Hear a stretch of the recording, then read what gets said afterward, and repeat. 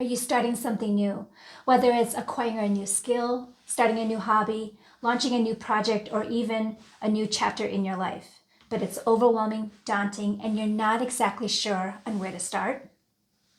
Well, today I'm going to show you the method I use every single time with zero stress, zero overwhelm, and full of confidence. And I'll show you how I use it by sharing with you how I got to purchase my very first box of candle making supplies. Ne réfléchis pas trop, la vie est courte, mon amour. Ne réfléchis pas trop. Hi, my name is Vicki No, and welcome to my lab. If you're new here, I bring over 20 years of experience in the chemical industry and as a corporate executive into redefining my life and rediscovering who I am. My goal is to bring those knowledge and wisdom to you so that you too can also redefine the life that you truly want. Let me be honest with you. I've never really built a candle before. And while I can't share with you expert tips and tricks on how to build a really good candle, what I can do is share with you my method for starting something new. Because as an innovator, I'm always starting something new. So for the past 20 years, I realized that I have a consistent method that helps me go from ground zero, a new beginner, to an expert. So this is going to be a two-part video series. In the very first video, I'm going to share with you the method that I use to start something new every single time. And in the second video, I'm going to unveil all the things that I bought using this method. So without further ado, let's get started.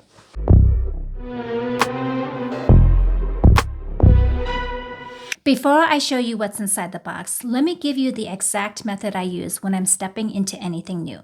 I call this method the APEX method, where A stands for analyze, P stands for plan, and EX stands for execute. Now this is a very powerful method because it's a sweet spot between two extremes of approaches that many of us know all too well.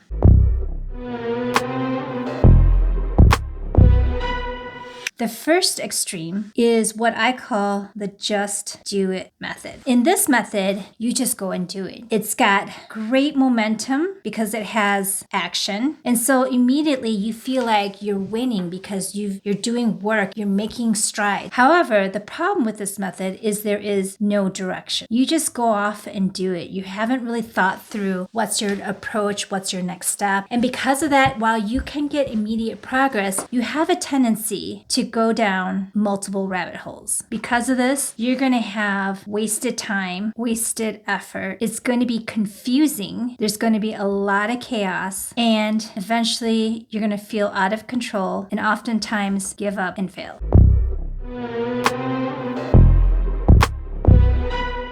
On the flip side, you have what's called the analysis paralysis method. With this method, you set out to plan what you want to do. You're going to have details in it. And so because of this, the plans are almost perfect. Problem is, most of us, myself included, tend to overthink. We overanalyze, and then we eventually are afraid to move forward. The reason with this is because in this method, we are afraid to make mistakes. Whereas in the just do it method, we make lots of mistakes. So on the one hand, you're making a lot of mistakes. On the other hand, you're making no mistakes. Problem is with the analysis paralysis is you never get started. And therefore, you fail before you even move forward.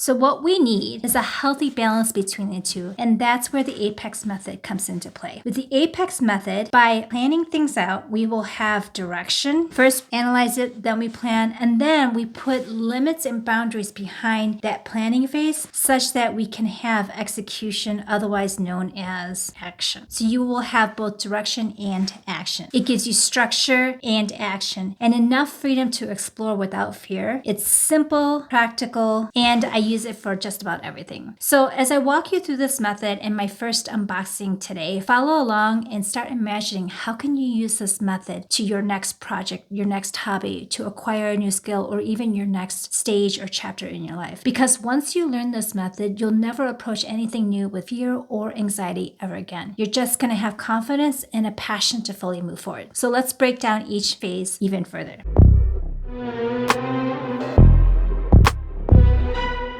Let's start off with the A in the APEX method, A, which stands for analysis. This first step is super, super critical, and I'm going to add a heavy word of caution. Many people, especially those who are used to the just do it method, want to go ahead and skip this step. That, I'm going to tell you, is the fastest way to failure. So do not skip this step. Super important, because if you don't analyze what you have or where you need to be, your plans are going to fall apart, and next thing you know, you're not going to achieve what you set out to achieve. So before you start, you need to know exactly what are you aiming for. Clarity and confidence on the step is what's going to give you success. With the analyze phase, there are 4 things we need to define. The first thing we need to define is our goals and targets. In other words, what does done look like? This is important because if I don't define what does done look like, or what do I need to get to accomplish my goal, what do I need to get to so that I know I'm done, it's way too easy to go down several rabbit holes. This is, in the world of project management, what we call scope creep. It leads to wasted time, wasted efforts, and lots of frustration. For my candle box, what my goal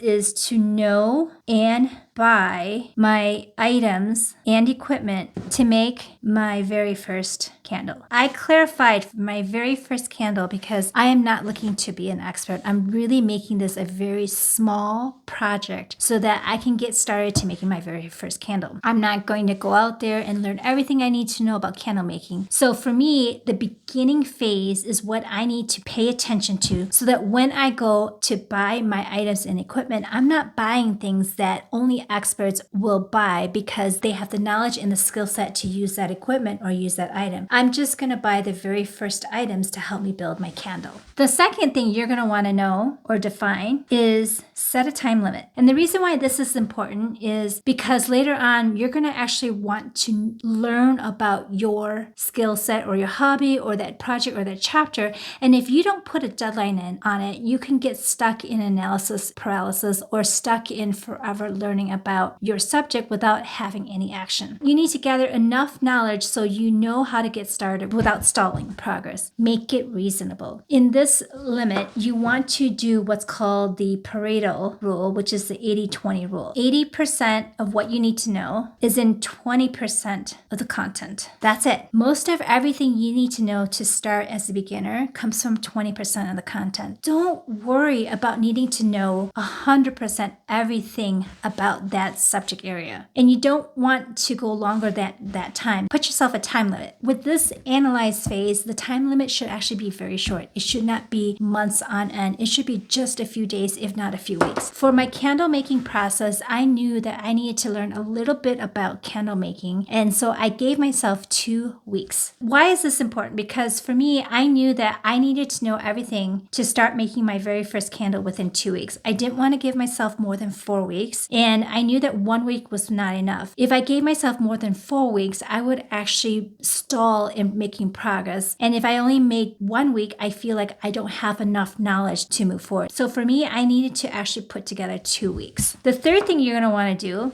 is identify resources. And what this is where are you going to gather your knowledge so that you know how to move forward? And it can come from many forms. You can do videos or YouTube, such as this one. You can read books or articles or even blogs. You can go to take a course, whether it's online or an in-person class, or you can hire yourself a mentor, someone who's actually done it before and can guide you on how to move forward. There are pros and cons with each one. The one that I would suggest you take is the one that you're most comfortable doing. If you're the type of person who likes to watch people do things and you're a very audible person, then the videos or YouTube is going to be best for you. If you're the type of person like me that tends to learn more if you're actually reading it and then you're writing down notes, that's where the books, articles, or blogs are going to help. If you're more of a social person and you like that in-person experience, the courses or the classes is going to be best for you. And if you want something a little bit more personalized, go with mentor. For my candle making experiment, I actually looked at books. As I mentioned before, I'm the type of person that needs to sit down, concentrate on reading and taking notes and doing it on my own pace. For the books, I went to Amazon and I searched beginning candle making book. And within the Amazon search results, it gave me a whole bunch of different books. I can be overwhelmed and I can go ahead and try to buy all these books, but what I really wanted to do is just limit myself. And again, going back to this, set the time limit. 80% of what you need to know comes from 20% of the content. I don't need to buy a lot of books. What I did is I filtered the results to the top 4 stars or more. If it was a really good book, it'll have multiple reviews, it'll have multiple stars. If it's not such a good book, probably less stars, less not so good reviews. And within filtering it through the 4 stars, I just started to read the reviews of the first 3 to 5 books. The other really cool thing about Amazon, it'll actually give you suggestions. So again, from those suggestions, read the reviews. And from common reviews, and don't read lots of pages of reviews, just read 5 to 10 reviews, and that should give you a good idea of what kind of book you're going to buy. Once you have that, go ahead and buy it and then wait for those books to come into play. That's what I did for gathering my knowledge on Amazon. And then finally, the 4th aspect is to gather your knowledge. Once you've identified your resources, go to town and learn about that subject area. And again, honor your time limit. For me, it was 2 weeks. Whatever your time limit is, go to town, learn whatever you can within that time limit. Once that time limit is up, you should stop. Don't go any further because all the knowledge that you need to know to move forward is within that time limit. Gather your knowledge. What you want to do is you want to take notes, and then from the notes, summarize your findings, and then highlight top 3 to 5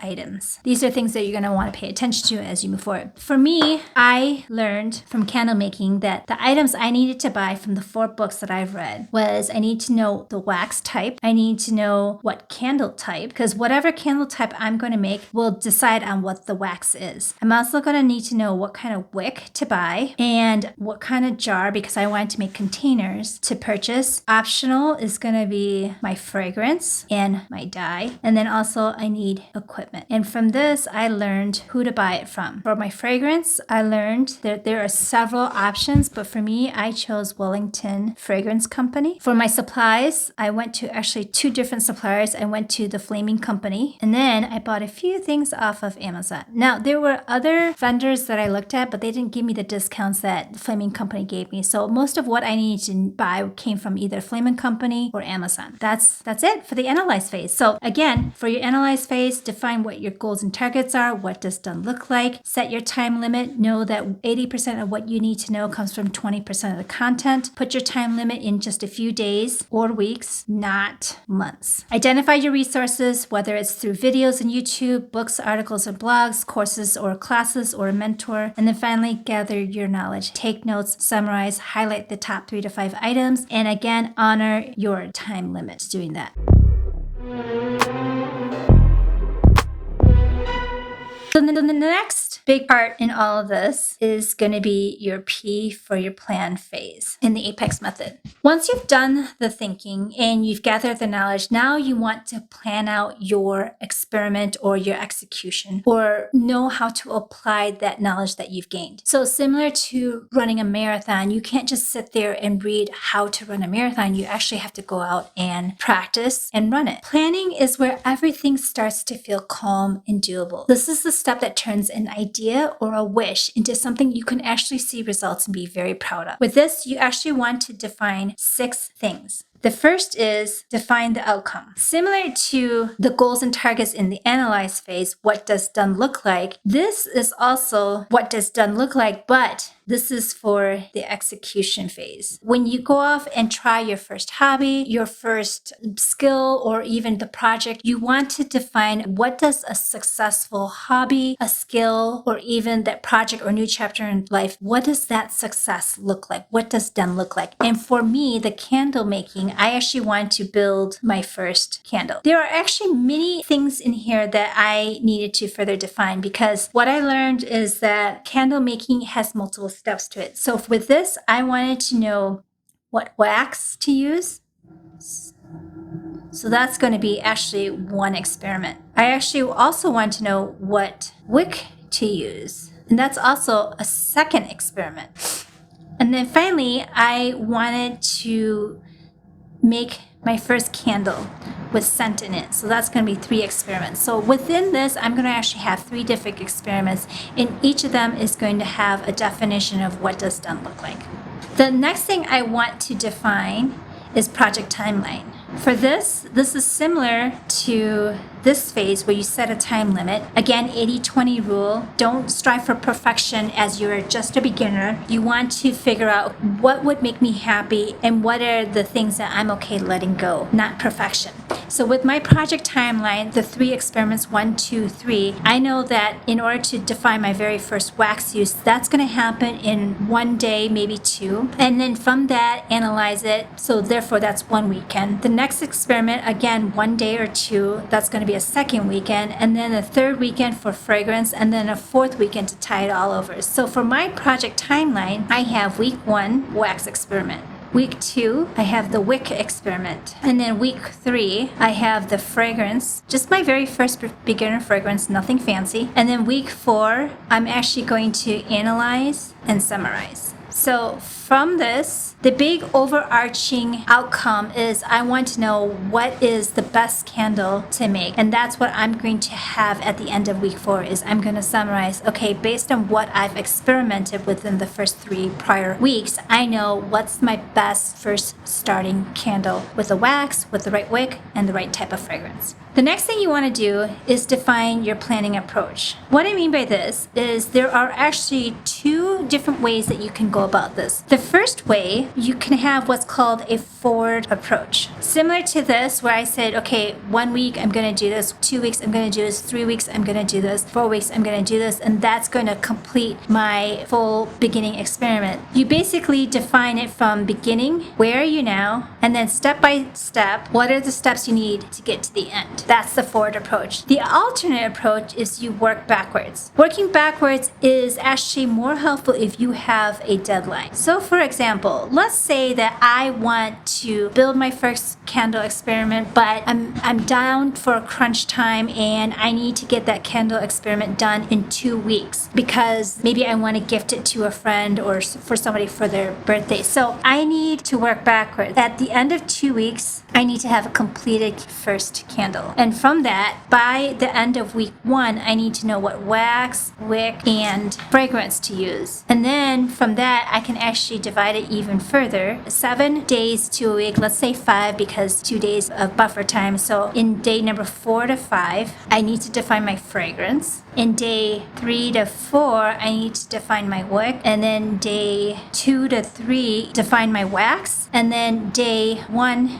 to 2 is where I'm actually going to put the plan together on how to perform my experiment. So that's how, if you have a forward approach, start where you are, you know the logical next steps and how to move forward. With the backwards approach, you have a deadline and you're actually working backward and then dividing it based on what sort of time you have allowed. The next thing you want to do is you want to define your milestone. What is your deliverables? What do you need to figure out at the end of each of the different approaches? For example, for each one of these, I defined what is my milestones. I need to figure out what fragrance is, what the wick is, what the wax is, and then have a game plan moving forward. Now, I know I went through this very, very fast, so if you want me to create a video on how I put together this planning approach, whether it's a forward approach or a backwards approach, let me know in the comments and I'll put it together. After you define your milestones, what are the deliverables, then what you want to do is define your budget. And this is super helpful to know where are you going to spend your hard-earned dollars for. And then finally, what measurement? How do you know you're successful? And these could be things like checklist. Did you do it? Yes or no? It also could be progress, percent done. It could also be number done. In my candle, I will do what's called a checklist. So I know for my wax, I need to see wax 1, 2, 3, 4. Did it work or did it not work? Did I try it? Did I not try it? One way that I actually measure progress is I create a box for that to-do item. And if I have not started, it'll be blank. However, if I did start it but not complete it, I will shade it partially. And then if I finish it all the way through, I will actually do a full box. So when you have a full list of boxes, you know exactly where you started and where you need to keep going. Before you jump into your next project, take a pause, plan it out just enough so that you feel steady and you're ready. And when your plan is defined and clear, then the next step, which is the execution step, will stop feeling heavy. You can then relax, exhale, and enjoy the last part, which is the most fun part. That's the execution or the exploration phase.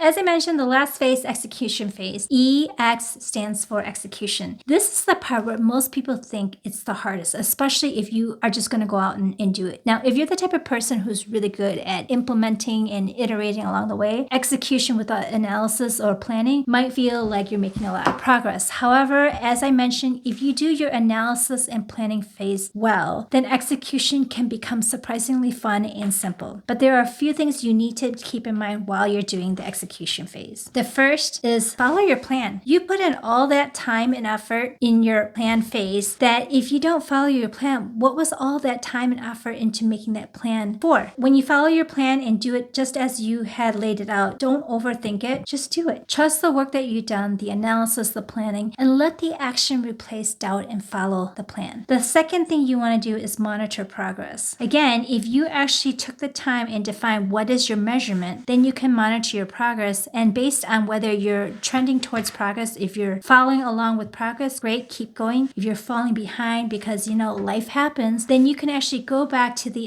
plan phase and change few things in terms of what is your planning approach, what are your milestones, change those things so that you can keep yourself back in progress. If you're ahead of schedule, great, relax, explore some more. If you're behind, don't worry, just focus on the minimum, and next time you'll know better on how to plan those milestones out. The next thing you want to do is you want to capture notes. When you're doing your skill building or your hobby or your project, as you capture notes, treat it like a science experiment. Write down, what did you do? How did you do? Did it work? Did it not work? What is the step-by-step actions you took? What are some observations that you noted down? Did anything surprise you? How did you feel while you're doing this? This is similar to journaling. However, this is a little bit more tangible and tactical in terms of you're actually just writing down the details as much as possible. And that way, as you capture notes, you'll know what you need to do next time when you repeat that experiment. And then finally, the last thing you want to do is note down, what are the lessons you learned? These are things like what went well, what didn't go well, what did you like, what did you not like, and what would you do differently? And then by capturing lessons learned, then you'll have a way to know what you will do differently when you try your second experiment. With all this, for the candle making experiment, I followed the plan, I executed, I bought the items, and I used my checklist so I know what items I needed to buy and whether I bought them. Progress, again, is from using the checklist. And then from this, I captured notes. I noted, for example, who I bought it from, what was the buying experience like, would I buy it again, would I do something different, how did the package come in. Now, it's super easy to just bypass all this, not capture any notes, but I'm going to tell you, if you're a lot like most humans, you're going to forget. Do yourself a favor, write everything down so that next time you go back and, for example, you buy from this supplier, you know exactly what's the website you went to, what's the cost, how long did it take for them to deliver the products, did they give you a discount, etc., etc. And then from that, I knew where to buy my products from, I know who to go to going forward, who to buy from, what items to buy, and then what would I buy differently next time. That's the APEX method. Analyze, plan, and execute. It's how I approach picking up a new skill, project, or even a new chapter in my career or life. It's simple, grounded, and designed to build confidence instead of overwhelm. With this APEX method, you can start on the next area of your new journey. And when you build multiple APEXs, you will stack enough of them to become an expert. Well, at least elegantly rebellious. If this framework helped you know how to start something new or give you permission to begin before everything feels perfect,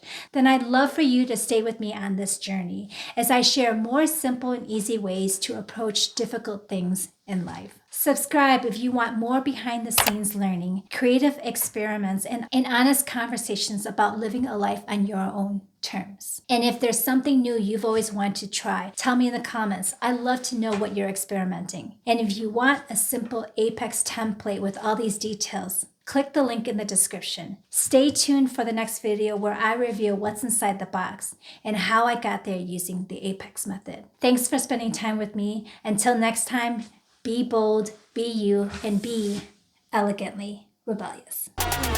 Ne réfléchis pas trop, la vie est courte, mon amour. Ne réfléchis pas trop, la vie est courte. Ne réfléchis pas trop, la vie est courte, mon amour. Ne réfléchis pas trop.